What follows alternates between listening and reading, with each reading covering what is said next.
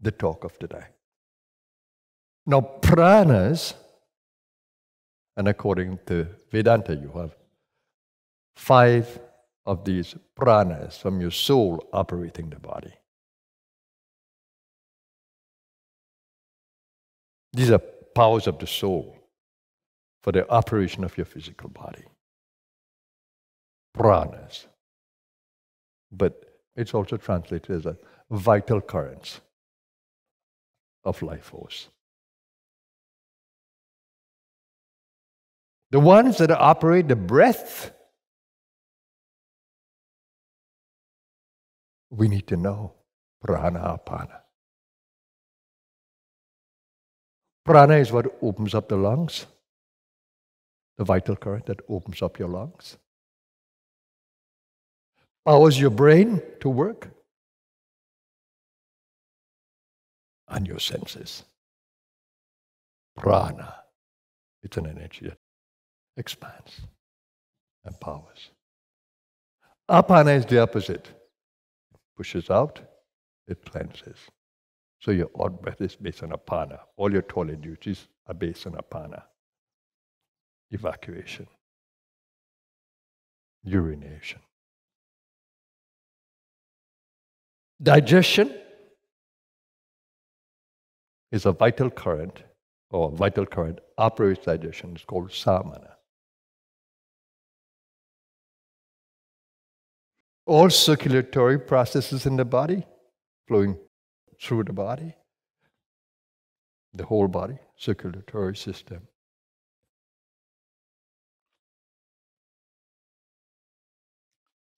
Vyana. And there is an upward current to speak, to stand. It's called udana.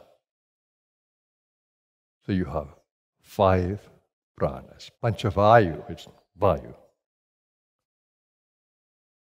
The current, the vital current.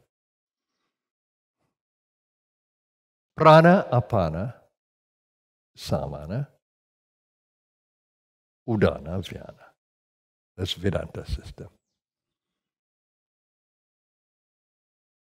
I love it because it shows how the soul empowers the body. Of course, in Qigong or in Taoism, you will find meridians. Governor meridian, functional meridian, and a meridian that controls the organs inside, that nourishes. So another way of looking at the energy. But if you are to get into this energy awareness, because we are caught in gross body awareness, it is not that the energies are not inside and operating, it's just that we are not conscious of them. We're not conscious that prana opens up the lungs every time we breathe. We're not conscious of that subtle current,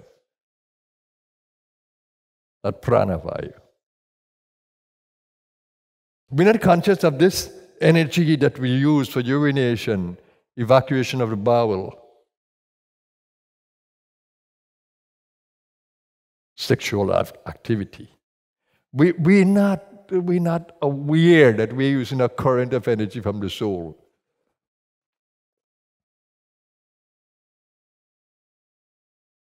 But as you grow in consciousness, you will become aware, because you're not destined to stay in ignorance, or having an operating system that you don't even know or aware of.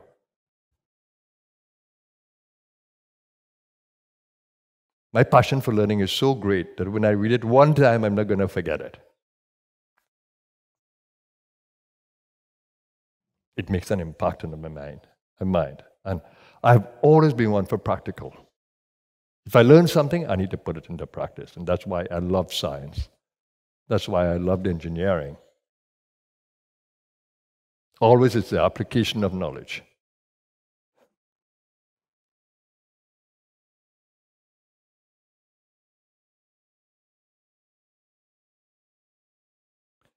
So if you want to get into that awareness of this energy system, this vital system that is operating within you that you may not be conscious of, that could influence your meditation, your prayer, and your worldly life. Every time you sit for meditation, observe the breath. And tell yourself there is more to this breath than just air coming into the lungs and going out back. And stay in that awareness of wanting to know what is this energy that Vasudeva is speaking about, prana, apana. In the Bhagavad Gita, when it speaks about meditation, how to meditate, it tells you that prana flow into apana and apana into prana. It didn't say in breath and out breath. Meaning that you need to connect to the energies. It's telling you connect to the energies, the prana, apana. So when I became conscious of this energy in my breath, it was the most fascinating thing for meditation. When I sit here, that's what I'm doing. I'm working the pranas. And there's nothing more exciting than observing the energies and working with it. But what is even nicer is that your brain can open up to centers of ecstasy through prana. That's what happened during my 40 days at the end. I became so, oh my God, so high on prana. Before it was quite an experience of prana in my body.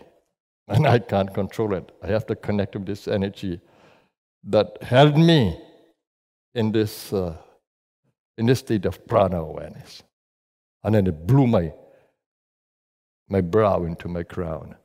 And then I became high.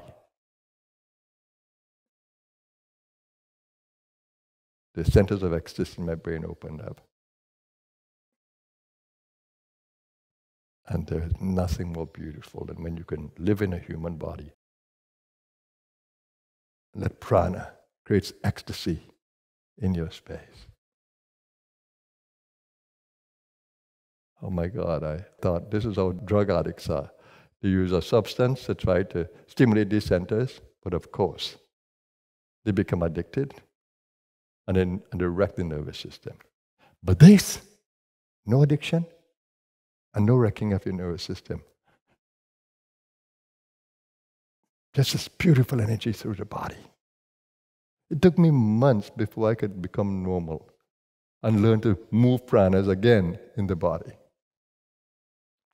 That was, oh my God. Because I said, I can't live in this helpless state. I'm of no use. And then I started to do cleaning around. But the most beautiful thing is when I extended my attention into my body, I began to realize that I could live in two worlds. Centered in the inner world, but active in the outer. And that's what I do now. Totally centered in the inner, but active on the outside. And there is a high in there. But it's lower than if I were to close my eyes and just go into the head.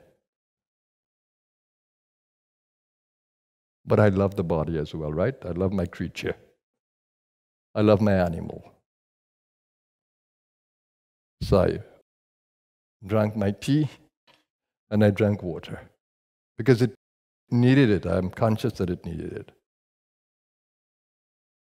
I stimulated my body and every organ inside of me and every limb during my exercise. So I could stay in this position with excitement. Body is 68 years old, but I can still feel like 20 in the inner space. Although I'm conscious that 68 years old in the body is not as fast as it used to be, or efficient in digestion and all the rest. But I can stimulate it from inside and give it the youthfulness of spirit that holds it in its best possible state.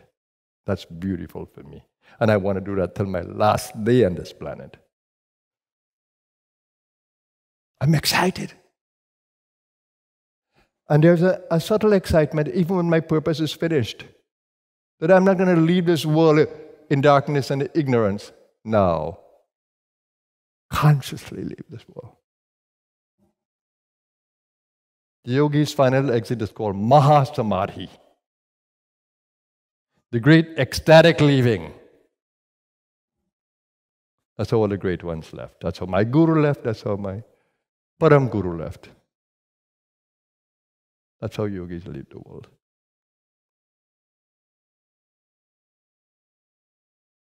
That's how all the great masters, Raman Maharshi, Sri Aurobindo.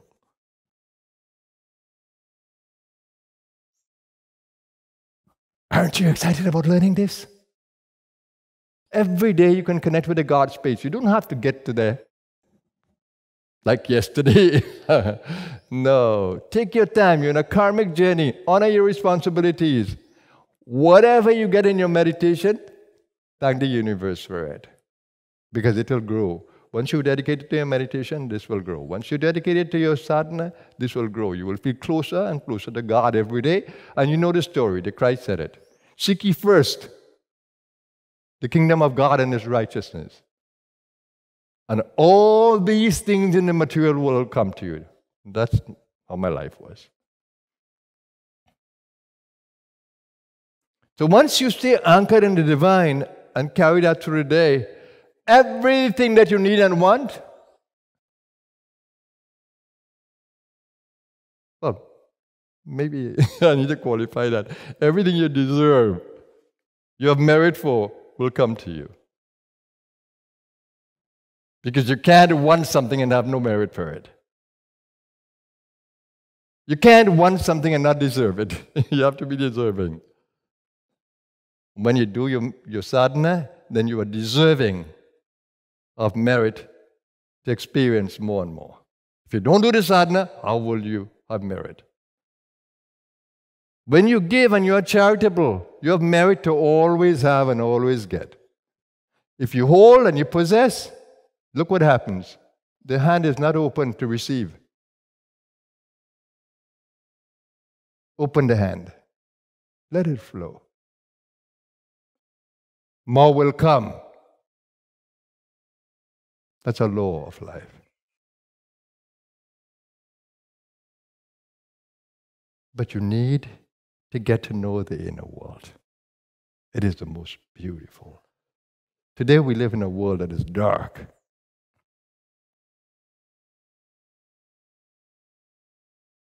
You see it. You can't trust anybody. You can't even trust your own family members.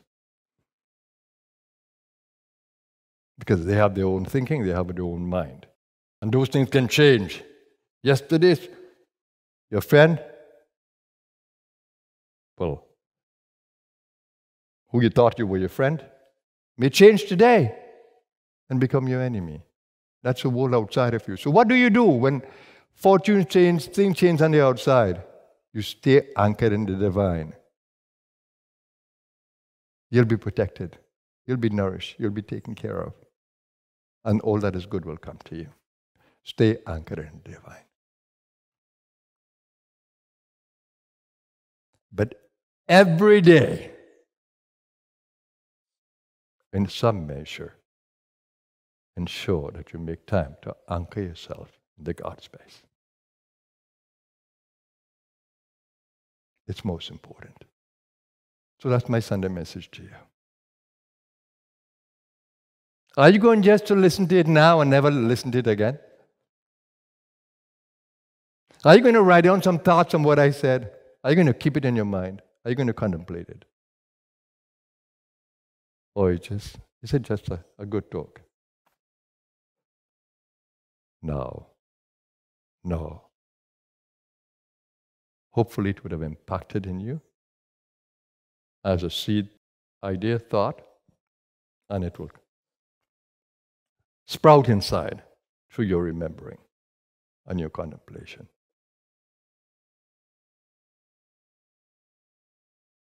Hopefully, my message to you will someday be your message to your world. Your message. It's no longer mine. when you have made it yours. It's no longer mine when you have made it yours. Have a blessed Sunday, everyone. Be anchored in the divine. Namaskar.